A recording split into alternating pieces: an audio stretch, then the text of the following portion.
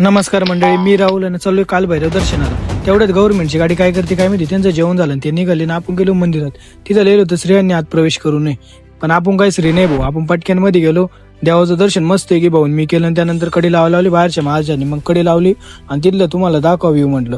इथं विठ्ठल रखुमाईचं मंदिर, त्यानंतर कालभैरव भगवानचं मंदिर आणि तिकडून होतं शिवशंकर भगवानची पिंड.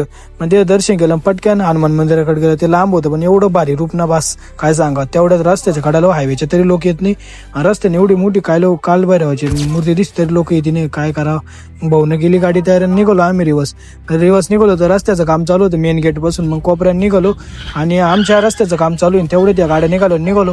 हे पाण्यात गवत पाहिलं त्या गावताला काय म्हणते कमेंट करून सांगा. चेंबरचं काम चालू आहे आपल्या गावात भाऊ, आणि तेवढ्याच पोरण चालू दुकानावर शेकायचं काम. आणि हा गडी आला दुकानावर, हा लाईत होता आपल्याला डोकं. काय झालं, गोळ्या मारून वागल नाही. आता काय विषय आपल्याला माहिती नाही. कशी थंडी. आता बघा पुढचा ब्लॉग, सबस्क्राईब फॉलो करा नेक्स्ट ब्लॉग साठी.